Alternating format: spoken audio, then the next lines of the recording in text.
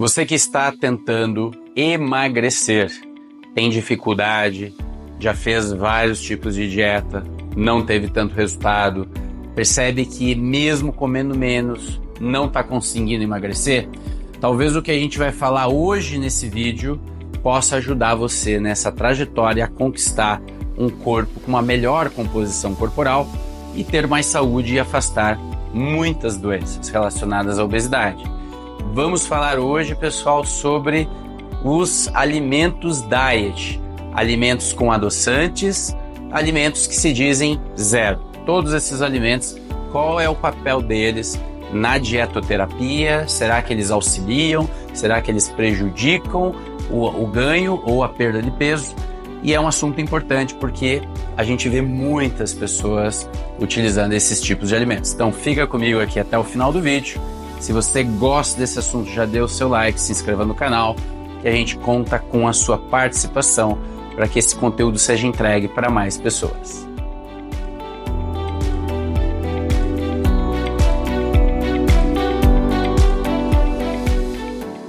É muito impressionante a gente notar o quanto os conceitos de alimentação saudável mudam rapidamente, né? Eu lembro na minha infância a gente tomava refrigerante, né, em garrafinha e ninguém questionava o açúcar, né, que tinha nesses refrigerantes. E depois de um tempo, né, passou-se a falar dos malefícios da quantidade de açúcar gigantesca que tem em todos os refrigerantes. E com isso a indústria, sendo combatida um pouco em relação ao açúcar que colocava dentro dos seus alimentos, passou a desenvolver novas fórmulas, tentando colocar menos açúcar, porém adicionando adoçantes, muitas vezes adoçantes artificiais.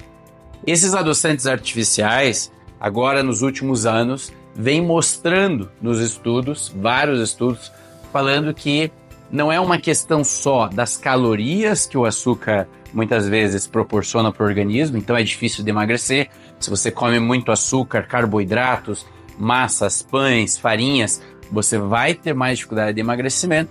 Mas mesmo aquelas pessoas que utilizam esses alimentos teoricamente mais baixos em calorias, a gente nota pelos estudos que elas estão engordando, elas estão ganhando mais gordura visceral, elas estão inflamando mais.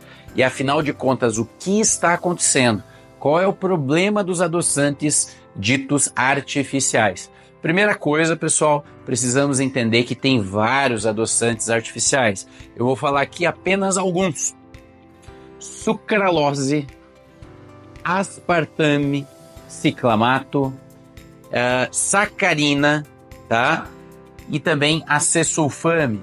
São alguns dos adoçantes artificiais. Então a primeira coisa que você precisa olhar no rótulo do alimento, da bebida que você vai tomar, é se tem esse tipo de adoçante. Todos os adoçantes artificiais vêm demonstrando um malefício no que diz respeito ao microbioma intestinal. O uso dessas substâncias provoca aumento de bactérias mais obesogênicas, ativação de genes relacionados à obesidade, produzem também uma diminuição da saciedade, a pessoa fica com mais fome, a pessoa produz mais grelina, que é um hormônio que ativa a fome. Ou seja, esses adoçantes, eles mexem com a funcionalidade do intestino, produzindo um microbioma pior, mais obesogênico e também provocando processos inflamatórios no organismo, como a gente sabe que a Organização Mundial de Saúde já colocou no rol das substâncias cancerígenas muitos desses adoçantes que eu acabei de citar para vocês. Então fiquem atentos aos rótulos. Alguns adoçantes, como os adoçantes naturais, a estévia, a traumatina, o xilitol, eles não vêm demonstrando tanto impacto negativo. Na realidade, eles não mostraram o mesmo tipo de problema que esses adoçantes artificiais demonstraram, sendo, portanto, aliados no processo do emagrecimento, já que você pode utilizar para cozinhar uma quantidade de adoçantes naturais, como esses que eu falei, e você pode ter menos açúcar para cozinhar, fazer um bolo, fazer uma alimentação, né? Você vai usar mais o adoçante natural do que necessariamente o açúcar. Uma outra coisa que é importante também é que as pessoas têm a ilusão de que comer, eu não uso açúcar refinado, eu uso açúcar cristal, açúcar mascavo, açúcar demerara.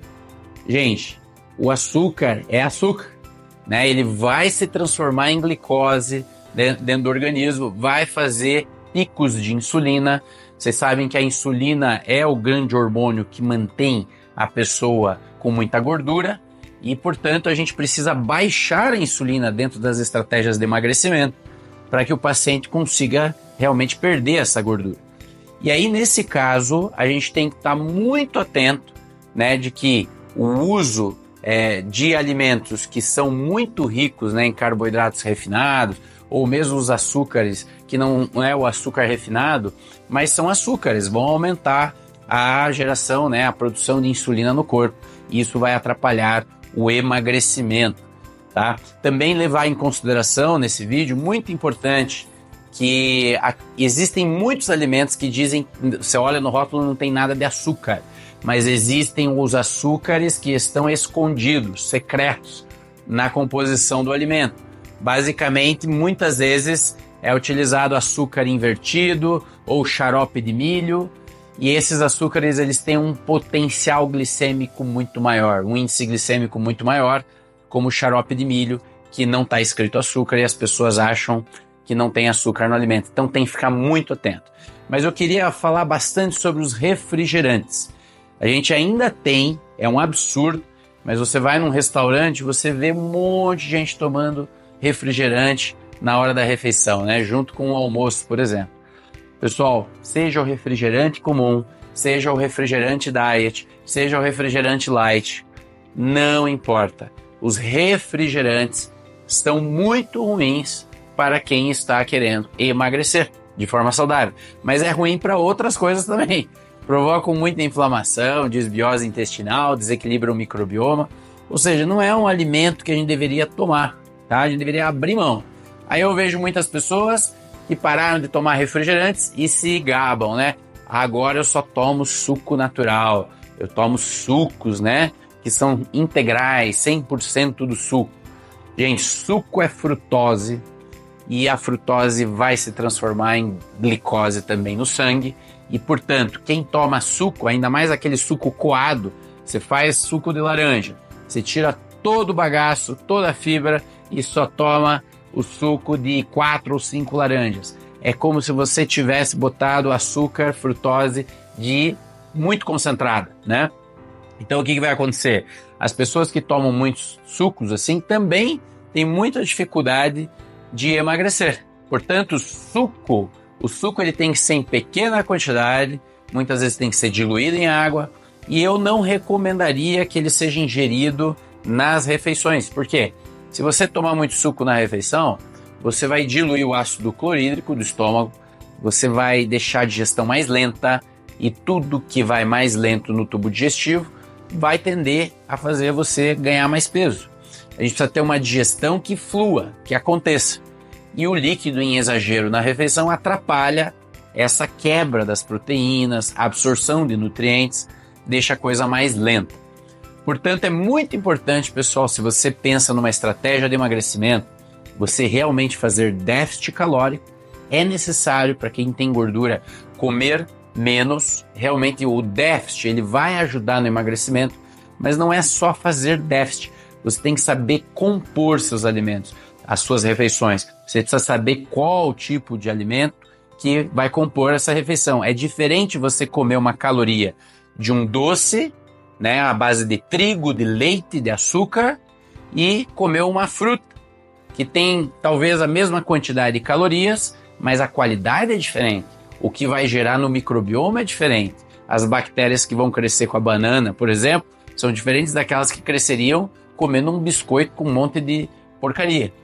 Portanto, não é só uma questão de cômputo de calorias, é também da qualidade dos alimentos, se eles são mais naturais, se eles são mais industrializados, né? Se eles estão mais ricos em antioxidantes. Tudo isso entra nessa equação da questão do emagrecimento. Então eu espero que tenha elucidado essa questão dos refrigerantes, principalmente, e de você cuidar um pouco mais na hora de comprar alimentos que se dizem diet, light, né? O diet tirando completamente a gordura, o light, tirando carboidratos e calorias, porém também com muitos vieses, com aditivos químicos que fazem mal à saúde. Se você tiver dúvidas, quiser deixar algum comentário aqui no vídeo, deixa que eu vou poder depois ler e interagir com vocês. E se você achou que esse vídeo é importante para a sua saúde, por favor, encaminhe para o seu grupo, da família, para os seus amigos, porque talvez essa informação possa ajudar mais uma pessoa. Pessoal, fiquem bem e até o próximo vídeo. Vocês podem também sugerir temas aqui no meu YouTube. Até mais!